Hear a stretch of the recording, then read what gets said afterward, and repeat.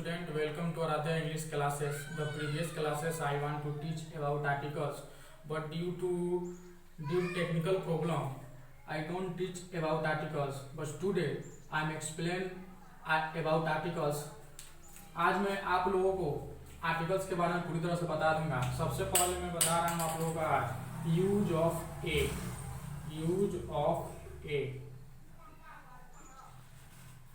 ए का प्रयोग कहाँ कहाँ किया जाता है। जैसा कि मैंने प्रीवियस क्लासेस में आप लोगों को बताया था कि ए और एन जो होता है वो इनडेफिनिट आर्टिकल होता है और द जो होता है वो डेफिनिट आर्टिकल होता है। तो ए का प्रयोग आज मैं आप लोगों को बताऊंगा। आप लोगों ने पहले यह पर छोटे क्लास के बच्चों में यह पढ़ाया जाता है क्या कि ए का प्रयोग कॉन्सोनेंट के पहले किया जाता है और एन का प्रयोग वॉवेल के पहले किया जाता है, लेकिन यह रूल सभी जगह एप्लीकेबल नहीं है। तो आज मैं जो बता रहा हूँ उससे आप लोगों को ए और एन का प्रयोग कभी भी गलत नहीं हो सकता है। तो ए का प्रयोग फ्रेंड्स, किसी भी शब्द का उच्चारण अगर क से लेकर ज्ञ के बीच में होता है, क से लेकर ज्ञ के बीच में होता है तो वहां पे हम लोग ए का प्रयोग करते हैं। जैसे मान लीजिए यहाँ पे लिखा है यूनिवर्सिटी, तो अगर आप वॉवेल के हिसाब से चलिएगा तो आप यहाँ पे एन लगाइएगा, जो कि यह गलत है, क्योंकि इसका अगर हम उच्चारण करेंगे तो इसका उच्चारण हो रहा है आपका यूनिवर्सिटी। तो इसका जो पहला अक्षर है वो क से लेकर ज्ञ के बीच में है, तो इसलिए यहाँ पे यूनिवर्सिटी के पहले क्या चीज का प्रयोग किया जाएगा, तो यूनिवर्सिटी के पहले आप ए का प्रयोग करेंगे। अगर आप एन का प्रयोग करते हैं तो गलत हो जाएगा और यहाँ पे ए का प्रयोग करते हैं तो सही हो जाएगा, क्योंकि यहाँ पे इसका उच्चारण क से लेकर ज्ञ के बीच में हो रहा है। इसका उच्चारण जो है वो फ्रेंड्स क से लेकर ज्ञ के बीच में हो रहा है। ठीक है। उसी तरह मान लीजिए कि बॉय, तो बॉय के पहले भी ए लगेगा क्योंकि इसका भी उच्चारण क से लेकर ज्ञ के बीच में हो रहा है। उसी तरह मान लीजिए आप कैट के पहले भी ए लगेगा क्योंकि इसका उच्चारण क से लेकर ज्ञ के बीच में हो रहा है। तो ये था फ्रेंड्स ए का यूज। तो आई होप कि ए के यूज में आप लोगों को किसी प्रकार की कोई दिक्कत नहीं होनी चाहिए। अब मैं आप लोगों को बताऊंगा एन का प्रयोग, कि एन का प्रयोग कहाँ कहाँ किया जाता है।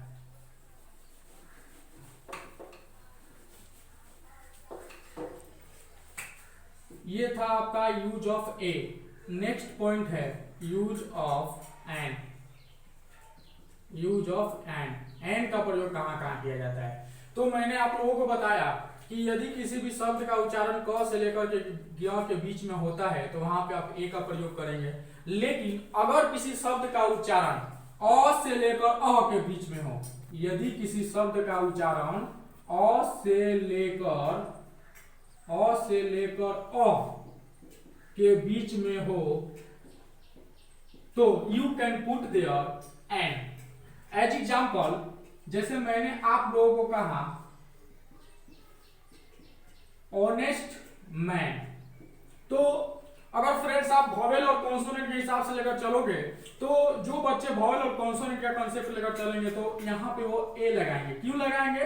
क्योंकि एच आपका कॉन्सोनेंट है तो आप ए का प्रयोग करोगे, लेकिन ये आपका क्या हो जाएगा, रोंग हो जाएगा। लेकिन उच्चारण के हिसाब से हमको चलना है अ से लेकर ऑनेस्ट मैन। अगर इस शब्द का उच्चारण अ से लेकर अ के बीच में हो रहा है तो वहां पे आप लोग क्या का प्रयोग करेंगे, एन का। तो इसका उच्चारण किया जाए तो इसका उच्चारण अगर हम कर रहे हैं तो हो रहा है ऑनेस्ट मैन। तो देखिए फ्रेंड्स यहाँ पे ये अ आ जा रहा है अ, तो ये अ से लेकर अ के बीच में है, अ से लेकर अ के बीच में है, इसीलिए यहाँ पे क्या का प्रयोग किया गया, एन का प्रयोग किया गया। ठीक। उसी तरह मान लीजिए यहाँ पे है आपका एम ए, एम ए, तो इसका भी उच्चारण अगर आप कीजिएगा तो इसका क्या हो रहा है एम ए, तो ये भी अ से लेकर अ के बीच में है, तो यहाँ पे भी एन का प्रयोग करेंगे। उसी तरह मान लीजिए एच डी ओ, इसका भी उच्चारण अगर हम कर रहे हैं तो हो रहा है एच डी ओ, तो ये भी ए है, तो यहाँ पे भी एन का प्रयोग करेंगे। अ से लेकर अ के बीच में इसका उच्चारण हो रहा है। ठीक उसी तरह मान लीजिए एलिफेंट, एलिफेंट का भी अगर आप उच्चारण कीजिएगा तो ये भी आपका अ से लेकर अ के बीच में है, तो यहाँ पे भी क्या का प्रयोग करेंगे एन का प्रयोग करेंगे। तो मैं आशा करता हूं कि आप लोगों को ए और एन का प्रयोग अच्छी तरह से समझ में आ चुका होगा। इसमें किसी प्रकार की कोई दिक्कत आप लोगों को नहीं होनी चाहिए। ऑलवेज माइंड इट, हमेशा आप लोग याद रखिएगा कि कॉन्सोनेंट और वॉवेल का कांसेप्ट लेकर चलिएगा तो वहां पे आप लोग गलत कर सकते हैं। तो कॉन्सोनेंट और वॉवेल का कांसेप्ट लेकर हमें नहीं चलना है, बल्कि हमें उच्चारण का कांसेप्ट लेकर चलना है। अगर किसी शब्द का उच्चारण क से लेकर य के बीच में हो रहा है तो आप वहां पे ए का प्रयोग करेंगे। अगर किसी शब्द का उच्चारण अ से लेकर अ के बीच में हो रहा है तो आप वहां पे एन का प्रयोग करेंगे। I hope you better understood about use of a and use of n. Next, तो मैं आशा करता हूं कि आप लोगों को इंडेफिनिट आर्टिकल में किसी प्रकार का कोई प्रॉब्लम नहीं होना चाहिए। अब मैं जो स्टार्ट करने जा रहा हूं वो है आप लोगों का definite article. Definite article, definite article में आता है द। फ्रेंड्स, आज मैं आप लोगों को एक चीज बताऊंगा, एक ऐसा कॉन्सेप्ट दूंगा जो शायद आप लोग ना जानते हो। द को हम लोग द भी पढ़ते हैं और दी भी पढ़ते हैं, तो यह जानना हमें जरूरी है कि कहां पे हम द पढ़ेंगे और कहां पे हम दी पढ़ेंगे। तो बच्चे, अगर द का यूज किसी भी कॉन्सोनेंट के पहले हो रहा है तो वहां पे हम लोग THE को द पढ़ेंगे।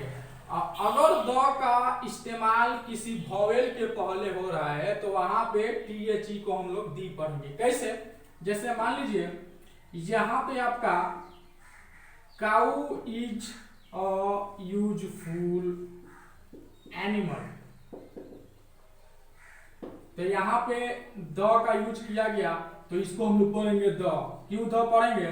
क्योंकि कॉन्सोनेंट के पहले इसका इस्तेमाल किया गया है। उसकी तरह मान लीजिए यहां पे लिखा गया है दी अर्थ मूव्स राउंड द सन, तो यहां पे इस द का जो इस्तेमाल है वो ये आपका वॉवेल है ई, तो इसको हम लोग क्या पढ़ेंगे? दी पढ़ेंगे। तो ये भी आप लोगों को क्लियर हो गया कि कहां पे हम द पढ़ते हैं और कहां पे हम दी पढ़ते हैं। अब आइए हम लोग जानते हैं द का प्रयोग, कि द का प्रयोग कहां कहां किया जाता है, क्योंकि बहुत सारे बच्चे को द का प्रयोग में ही डिफिकल्ट होती है या प्रॉब्लम को सामना करना पड़ता है। तो चलिए, पहला द का रूल, यूज ऑफ द। तो द का पहला रूल मैं आप लोगों को बता रहा हूं, रूल नंबर 1। तो द का प्रयोग बच्चों पर्वतों के नाम के पहले किया जाता है। द का प्रयोग पर्वतों के नाम के पहले किया जाता है, जैसे हिमालय, इसके पहले हम लोग द का प्रयोग करेंगे। विंध्याज, इसके पहले हम लोग द का प्रयोग करेंगे। ठीक है, तो द का प्रयोग हम लोग पर्वतों के नाम के पहले करते हैं, लेकिन इसमें एक्सेप्शनल केस है। इसमें एक्सेप्शनल केस क्या है कि द का प्रयोग तो हम लोग पर्वतों के नाम के पहले करते हैं, लेकिन द का प्रयोग चोटी के नाम के पहले नहीं करेंगे। चोटी के नाम के पहले द का प्रयोग नहीं होता है।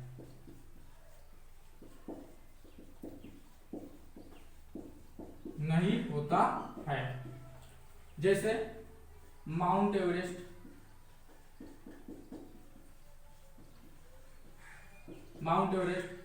तो यहाँ पे द का प्रयोग नहीं होगा। उसी तरह माउंट आबू, माउंट आबू, यहाँ पे भी द का प्रयोग नहीं होगा। लेकिन आप लोगों के जहन में यह सवाल दौड़ रहा होगा कि सर हम कैसे जानेंगे कि यह पर्वत है और कैसे जानेंगे कि यह चोटी है।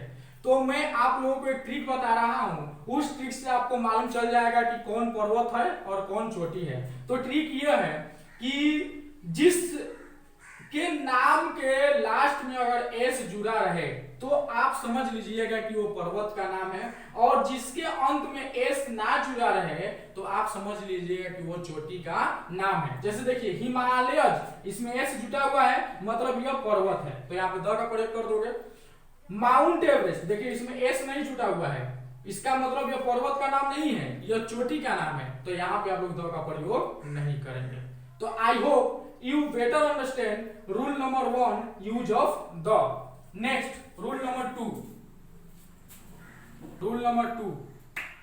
तो रूल नंबर 2 देखिए बाबू, रूल नंबर 2 क्या है? तो रूल नंबर 2, नदियों के नाम के पहले, नदियों के नाम के पहले, नदियों के नाम के पहले द का प्रयोग होता है। नदियों के नाम के पहले, तो मैं जानता हूं, अच्छी तरह जानता हूं कि आप लोग सब कोई नदी का नाम अच्छी तरह से जानते होंगे। जैसे मान लीजिए हमारे देश की जो सबसे पवित्र नदी है उसका नाम है गंगा।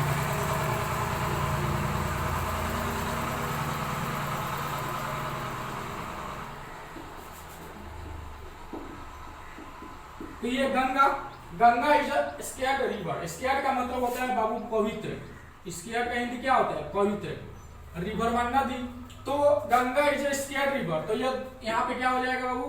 द हो जाएगा, क्योंकि यह नदी का नाम है। ठीक है, ठीक उसी तरह आ जाइए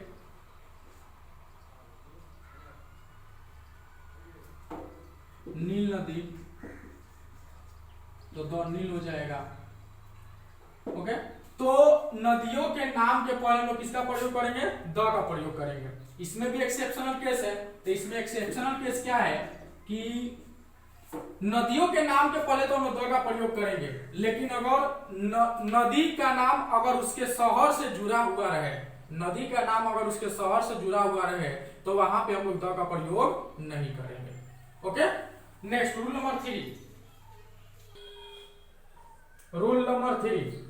तो रूल नंबर 3 ये है कि दिशाओं के नाम के पहले, दिशाओं के नाम के पहले, दिशाओं के नाम के पहले द का प्रयोग किया जाता है, द का यूज किया जाता है।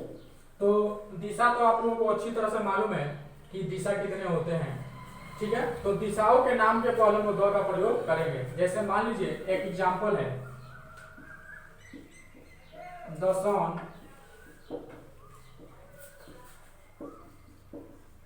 the sun rises,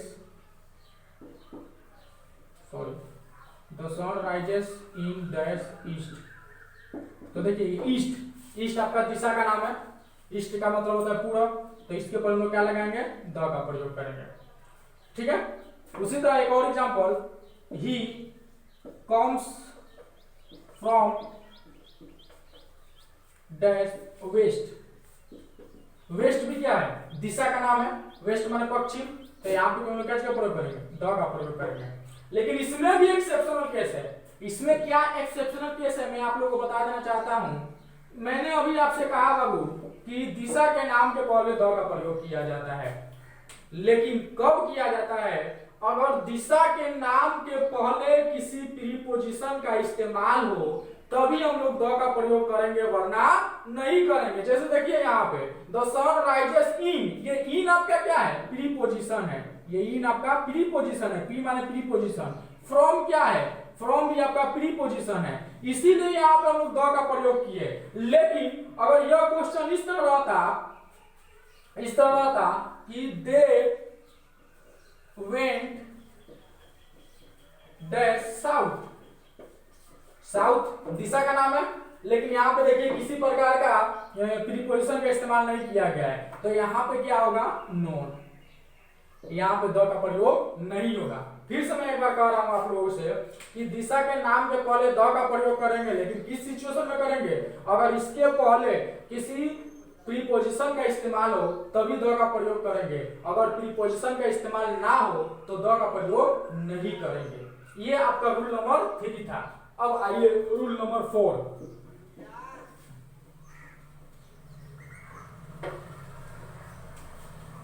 rule number 4,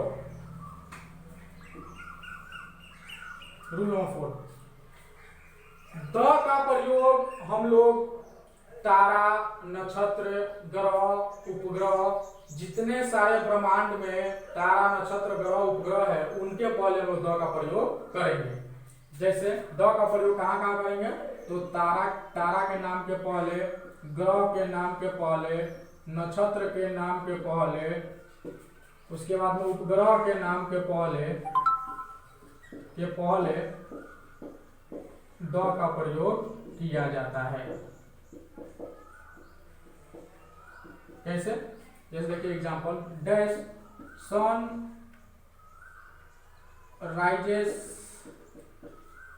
in the east.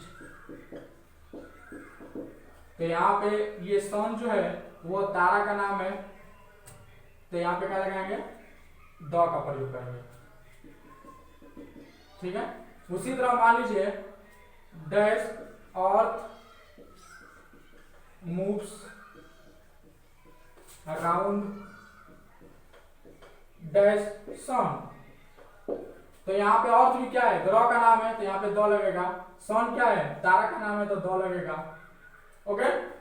तो तारा, ग्रह, नक्षत्र, उपग्रह के पहले हम लोग किसका प्रयोग करेंगे बाबू? द का प्रयोग करेंगे। तो आशा करते हैं कि रूल नंबर 4 भी आप लोगों को अच्छी तरह समझ में आ गया होगा। अब हम लोग आते हैं रूल नंबर 5। रूल नंबर 5 क्या कहता है? देखिए,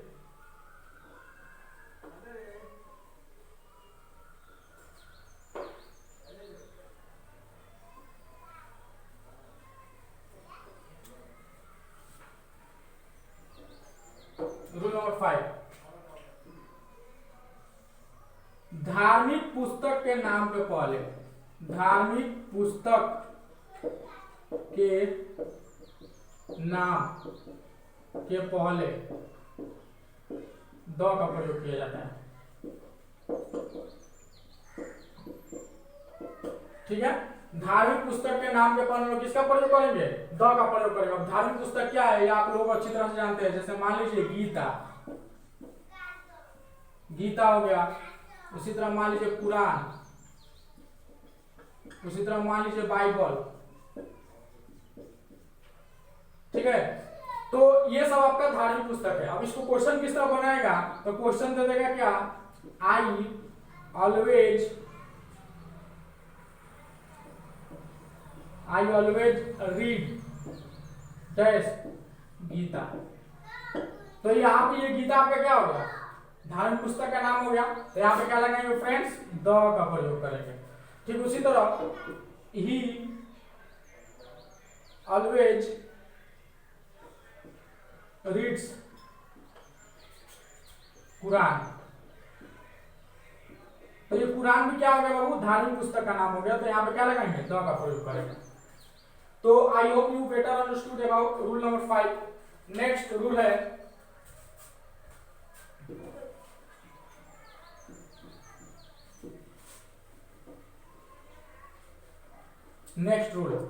रूल नंबर 6। रूल नंबर 6 बाबू, किसी भी सागर या महासागर के नाम के पहले भी हम लोग द का प्रयोग करते हैं। तो किसी भी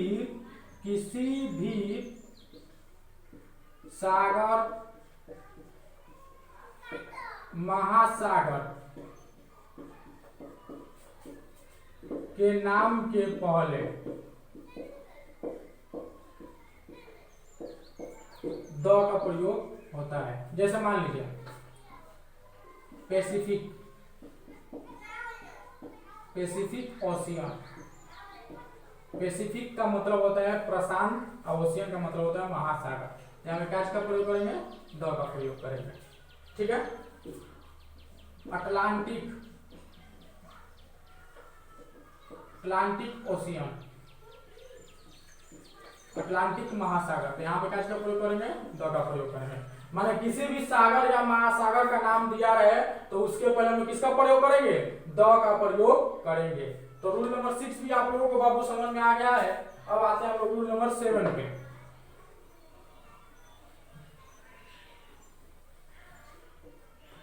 रूल नंबर 7, रूल नंबर 7 यह कहता है बच्चे कि किसी भी धार्मिक समुदाय का बोध होना चाहिए। तो किसी भी धार्मिक समुदाय के नाम के पहले हम लोग द का प्रयोग करेंगे। तो किसी भी धार्मिक समुदाय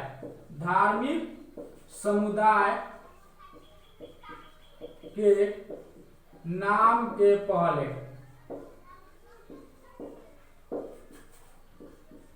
द का प्रयोग किया जाता है।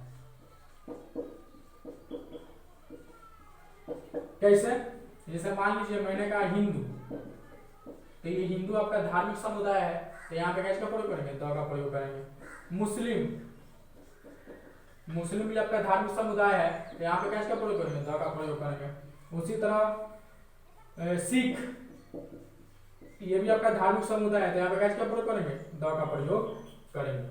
ठीक है फ्रेंड्स, 7 को रूल मैंने आप लोगों को द का प्रयोग बता दिया और उसके पहले ए और एन का प्रयोग भी आप लोगों को मैंने अच्छी तरह से समझा दिया। तो आप लोग से मैं यही रिक्वेस्ट करूंगा कि इस वीडियो को ज्यादा से ज्यादा शेयर और लाइक कीजिए, ताकि जिस बच्चों को ये नहीं मिल पा रहा है उसे भी यह फैकल्टी मिले और वो अच्छी तरह से घर में बैठकर पढ़ सके। क्योंकि आप लोगों को मालूम है कि कोरोना के चलते पढ़ाई अच्छी तरह से नहीं हो पा रही है।